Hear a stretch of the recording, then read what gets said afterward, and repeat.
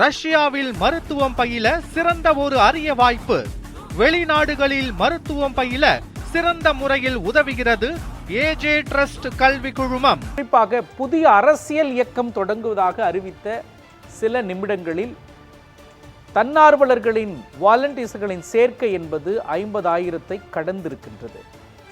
தமிழ்நாட்டில் இன்று ஒரு அரசியல் கட்சி வேண்டுமா என்றால் வேண்டும் என்று அண்ணாமலை குறிப்பிட்டிருக்கிறார். தற்பொழுது அவர் ஒரு அரசியல் இயக்கத்தை தொடங்கியிருக்கிறார். அரசியல் என்பது ஒரு குடும்பத்திற்கு மாத்திரமானது அல்ல என்று அண்ணாமலை குறிப்பிட்டிருக்கிறார். 52,515 பேர் உறுப்பினர்களாக தற்பொழுது வரை கூடிக்கொண்டே செல்கிறார்கள். அந்த காட்சிகளையும் நாம் திரையில் ஒரு பகுதியில் பார்த்து வருகிறோம். இது நம்ம இயக்கம், மாறுவோம் மாற்றுவோம் என்பதை அடிப்படையாக கொண்டு ஒரு அரசியல் இயக்கத்தை துவங்கியிருக்கிறார் அண்ணாமலை. இது ஏற்கனவே வி த லீடர்ஸ் என்கிற இயக்கம் இருந்தாலும் தற்பொழுது அதற்கு புதிய உத்வேகம் கிடைத்திருக்கின்றது. அரசியல் விமர்சகர் திரு ரவீந்திரன் துரைசாமி இணைந்திருக்கிறார். சார், குறிப்பாக புதிய அரசியல் இயக்கத்தை உருவாக்கி இருக்கிறார். ஏற்கனவே இருந்த இயக்கத்தை தற்பொழுது அதற்கு ஒரு புதிய வெளிச்சம் பாய்ச்சிருக்கிறார் அண்ணாமலை. இதை நீங்க எப்படி பாக்குறீங்க சார்? டெஸ்டிங் கிரவுண்டா வச்சு அரசியல் களத்துக்குள்ள வர்றாரு. அவரோட டெஸ்டிங் கிரவுண்டு, அவருக்கு என்ன பலம், அவரை சார்ந்தவர்களுக்கு என்ன செல்வாக்கு என்பதெல்லாம் அவர் சோதித்து பார்க்கக்கூடிய இடம் தமிழ்நாட்டில் அடுத்து வரக்கூடிய சட்டமன்ற தேர்தல். அடுத்து சட்டமன்ற தேர்தல் விஜய் எலெக்ஷன் என்ற சூழ்நிலையில் அது 2031 தான் சட்டமன்றத்தோட டென்யூர். ஒருவேளையில இந்த மைனாரிட்டி கவர்மெண்ட்ல மிரட்டல்களுக்கு நம்ம கூட கட்சி ராஜ்யசபா போட முடியல, இப்படிப்பட்ட ஒரு இக்கட்டான சூழ்நிலையில விஜயை கலைச்சிக்கிட்டு என்டிஆர் ஹெக்டே மாதிரி எலெக்ஷன் வந்தா அதுக்கு முந்தைய காலகட்டத்தில் கூட சட்டமன்ற தேர்தல் வரலாம். அது எப்படியோ அடுத்த சட்டமன்ற தேர்தலுக்கு ஒரு சரியான அமைப்பு பலத்தோடு நின்று அதனை எதிர்கொள்ளணுங்கிற அடிப்படையில அண்ணாமலை தன் கருத்தை இன்னைக்கு சொல்லியிருக்கிறாரு. அவர் அவருடைய இன்ஸ்டாகிராம்ல அவர் இன்னைக்கு அவர் வர்றதையே இளைஞர்கள் உலகளாவிய அளவுல மிகப்பெரிய அளவுல இன்னைக்கு அதுக்கு வியூவர்ஷிப் இருந்திருக்கும். இந்த எல்லாம் அவரு ஒர்க்கர்ஸ் ஆட்டு மெம்பர்ஸ் ஆட்டு மாற்ற முதல்ல விரும்புறாரு. முதல்ல மெம்பர்ஸா மாற்றி அவங்களை அடுத்தால ஒர்க்கர்ஸா மாற்றதுக்காக விரும்புறாரு. ஒரு பெரிய வேலை திட்டத்தோடு செயல் திட்டத்தோடு அவர் செயல்படுறாரு. எல்லோரும் தலைமை பண்பை அடைய வேண்டும், எல்லோரும் எக்யூப் ஆகி எல்லா விஷயம் என்ற உயரிய நோக்கத்தோடு அவர் இதனை கூறினாலும் கூட அவருடைய லீடர்ஷிப், அவர் ஒரு ராணி தேனியாக, அண்ணாமலை ஒரு லீடர், அண்ணாமலையை லீடராக ஏற்றுக்கொள்பவர்கள் அவர் பின் திரள்கிறோம் என்ற அடிப்படையில் தான் இதனுடைய அடிநாதம் இருக்கிறது. இதனுடைய உயிர் துடிப்பு அண்ணாமலையின் லீடர்ஷிப்ல தான் இருக்கிறது. சோ அண்ணாமலை எல்லோரையும் எம்பவர் பண்ண வேண்டும், எக்யூப் பண்ண வேண்டும் என்று சொன்னாலும் கூட அது இண்டிவிஜுவல் அண்ணாமலையின் ஈர்ப்பு சக்தி. அவரை நம்பி அவர் சாதிப்பார் என்ற அடிப்படையில் ஒரு மக்களை நம்பி இந்த இயக்கம் கட்டமைக்கப்படுகிறது. முதலில் அவர் இயக்கமாக கட்டமைக்கிறார். எப்பொழுது சட்டமன்ற தேர்தல் வருகிறதோ அதனை மையமாக வச்சு, அதனை டெஸ்டிங் கிரவுண்டாக வச்சு களத்தில் இறங்குவார். அதை தெளிவாக கூறியுள்ளார். இனி மிகப்பெரிய இண்டிபேக்டிபிள் ஒர்க்கரான அண்ணாமலை கடுமையாக உழைத்து இதற்கான அமைப்பு பணிகளை தமிழகம் முழுவதும் செய்யக்கூடிய வேலையில் ஈடுபடுவார் என தெரிகிறது. அவரை நம்பி வரும் கூட்டத்தை அவர் சட்டமன்ற தேர்தலை நோக்கி வழிநடத்த வேண்டும் என்பதே அவருடைய திட்டம். 234 ஏற்றுக்கொள்ள வேட்பாளர்கள், அதனால தேர்வு, இது எல்லாத்தையுமே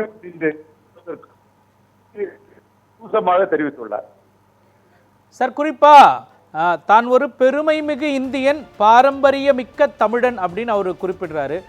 பாஜகவில் ஒரு செல்வாக்கு மிகுந்த ஒரு தலைவராக அவர் இருந்த சூழல்ல தற்பொழுது அவர் தலைமையில அவர் பிரிஞ்சு வரப்போ தனியாக ஒரு அரசியல் இயக்கத்தை தொடங்குறப்போ அது பாஜகவிற்கு எந்த அளவுக்கு ஒரு சேதாரமா இருக்கும் சார்?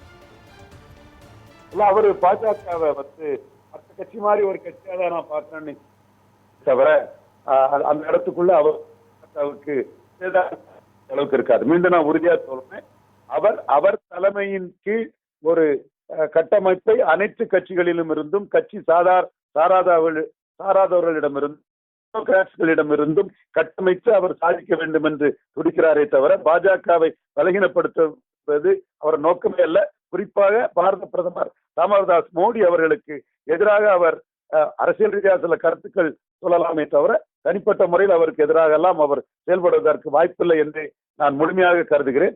எனவே அவருடைய வளர்ச்சி என்பது அனைத்து கட்சிகளைக்கும் பார்க்கக்கூடிய ஒரு விஷயமாக பொதுத்தளத்தில் தான் இருக்குமே தவிர பாஜக, திமுக, நாம் தமிழர், தேமுதிக போன்று ஒரு கட்சியாக நான் பார்க்கிறேனே தவிர அந்த கட்சி மீது வன்மமோ காழ்ப்புணர்ச்சியோ அதில் இருந்து நம்மை பொறுத்தவரையில் தாராளமாக சொல்லலாம். இவர் லீடர் என்பதனால் வெறும் பிரச்சனையில் உள்ளவர்கள் அவர் மீது பொறாமையும் பொச்சரிப்பும் காழ்ப்புணர்ச்சியும் இன்னும் என்ன என்ன நெகட்டிவ் வேட்ஸை போடணுமோ அவ்வளவு வேட்சில் ஆண் தலைவர்களும் பெண் தலைவர்களும் இவர் மீது இருந்தார்கள் என்பது உண்மை. ஆனால் அவர்களை எல்லாம் பெருந்தன்மையோடு யாரையும் நான் போட்டியாளர்களாகவோ யாரையும் நான் எதிரியாகவில்லை என்று மிக சண்டை போடுவதற்கு இனிமேல் அவருக்கு என்ன இருக்கிறது? அவர் டார்கெட் விஜய் வழியில், விஜய் வகுத்து கொடுத்த வழியில் பயணிப்பது. எனவே அனைவரையும் நண்பர்களாக ஏற்றுக்கொண்டு தான் சாதிப்பதற்கு நேர்மறையாகவே அவர் நிலையை செய்வார் என உறுதியாக நம்புகிறேன். சார், குறிப்பா எல்லா மனிதர்களையும் உள்ளடக்கிய ஒரு அரசியலை நான் கட்டமைக்க விரும்புறேன் அப்படின்னு சொல்லியிருக்காரு. அவருடைய அந்த வீடியோவில் அவர் பேசுறத வச்சு அவர் என்ன மாதிரியான அரசியலை கட்டமைக்க விரும்புகிறார் அப்படின்னு நம்ம புரிஞ்சுக்கலாம் சார். ஒரு கொள்கை சார்ந்த எப்படி சார்? தெளிவா பாஜகன்னா அது இங்க உள்ள போலி மதசார்பின்மை, செகுலரிசம், இந்துக்களுக்கு விரோதமான ஒரு தன்மையா தான் இருக்கும். அதை மையமா வச்சுதான் பாஜக, ஜனசங், மகாசபா எல்லாம் உருவாக்கப்பட்டது. அந்த கட்சியோட ஒரு கொள்கைகள், கோட்பாடுகள் போலி மதசார்பின்மைக்கு எதிரான கோட்பாடுகள் முஸ்லிம்களால் எதிர்க்கப்படுவது தெளிவாக தெரிந்த உண்மை. அந்த வகையில் இன்று பாஜக அந்த கட்சிக்குள் இருந்து வெளியேறி அவர் அரசியல் களம் காணும் போது அப்துல் கலாமை முன்னிறுத்தி அவர் தன் கொள்கைகளை வகுத்து சொல்லும் போது அவர் இன்க்ளூசிவ், கிறிஸ்தவர், முஸ்லிம், பார்சி, சமணர், மலையாளி, கன்னடர், தெலுங்கர் எல்லாருக்கும் பொதுவான ஒரு இதுங்கிற அதை எடுக்கிறாரு. குறிப்பா பாஜக முஸ்லிம்களுக்கு எதிர்ந்த ஒரு தோற்றம் இருந்தது. அண்ணாமலை பாஜக விட்டு வெளியேறி வந்த பிறகு தான் ஒரு தனித்துவ இயக்கம், அதெல்லாம் தொடர்பில்லாத ஒரு இயக்கத்தை கட்டும்போது கிறிஸ்தவ முஸ்லிம்களுக்கு சரி, மொழிவழி வட இந்தியர் மற்ற பிற மொழியாளர்களுக்கு நான் எதிரியால என்று இன்க்ளூசிவ் பொலிட்டிக்ஸ் தான் அவர் அந்த மாதிரி சொல்றார். சார், குறிப்பா டாக்டர் ஏபிஜே அப்துல் கலாம் அவருடைய பெயர்ல centre for ethics and politics அப்படிங்கிற ஒரு பயிற்சி கூடம் அப்படின்னு கூட நம்ம புரிஞ்சுக்கலாம். அரசியல்ல வர விரும்புபவர்கள் அங்க அவங்களுக்கு பயிற்சி கொடுக்கப்படும் அப்படின்னு அவர் சொல்றாரு. இது எந்த மாதிரியான ட்ரெண்டை உருவாக்கும்? எதிர்கால அரசியல் எப்படி இருக்கும்? இன்னைக்கு தமிழ்நாட்டு அரசியலை கூர்ந்து கவனிக்கக்கூடிய தமிழக மக்களுக்கு எஜுகேட் ஒர்க்கர்ஸ், ஓட்டர்ஸ் அண்ட் பார்ட்டிமேன்ங்கிறதோட அர்த்தம் எவ்வளவு தேவை, எவ்வளவு முக்கியம் என்பது தெளிவாக தெரியும். காலத்தின் தேவையை அறிந்து அப்துல் கலாம் பேரில் ஒரு மக்களுக்கு அனைத்தையும் எஜுகேட் பண்ணக்கூடிய, அனைத்தையும் தெரிந்திருக்க வேண்டும் என்ற அடிப்படையில் பயிற்சி நடத்த வேண்டும். அவர் பயணிப்பது மக்களால் வரவேற்கப்படும். சார், குறிப்பா அண்ணாமலை அவர்களுடைய பாஜகவில் அவர் தலைவராக இருந்த பொழுது கொண்டு வந்த மாற்றங்கள், தற்பொழுது அவர் ஒரு தனித்த தலைவராக உருவாக்கக்கூடிய ஒரு முயற்சியில் இருக்காரு. அவருக்கு இருக்கக்கூடிய சாதகமான விஷயங்களா நீங்க என்ன பார்க்குறீங்க? அவரிடம் ஒரு அரசியல் தலைவராக நீங்க ஒரு அரசியல் விமர்சகரா அவரிடம் பார்த்த விஷயங்கள் என்னங்க சார்?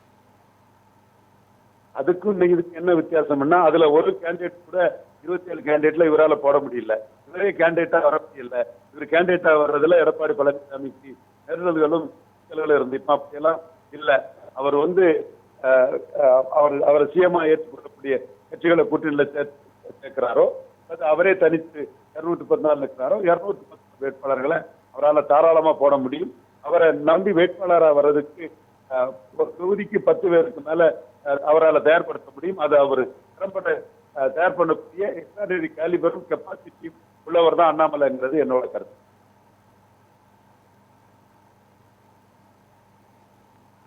சார், குறிப்பா அவரை நிறைய பேர் உலகத்துல தமிழர்கள் நிறைய இடங்கள்ல முன்னணி இடத்துல இருக்கிறாங்க. பெரிய பெரிய நிறுவனங்கள்ல பெரிய பெரிய பொறுப்புகள் எல்லாம் இருக்கிறாங்க. அவங்கள எல்லாரையுமே நம்மளுடைய அரசியலுக்கு நாம இங்க கொண்டு வரணும் அப்படிங்கிற ஒரு புதுவிதமான அரசியலை அவர் முன்வைக்கிறாரு. இதெல்லாம் எந்த அளவுக்கு தற்பொழுது எல்லாரோட பங்களிப்பு தேவைன்னு கருதுறாரு. அவருடைய பேச்சு பாராட்டத்தக்கிறது. வாழ்த்துவோம். இணைப்பில் உங்களுடைய கருத்துக்களை பதிவு செய்ததற்காக நன்றி திரு ரவீந்திரன் துரைசாமி.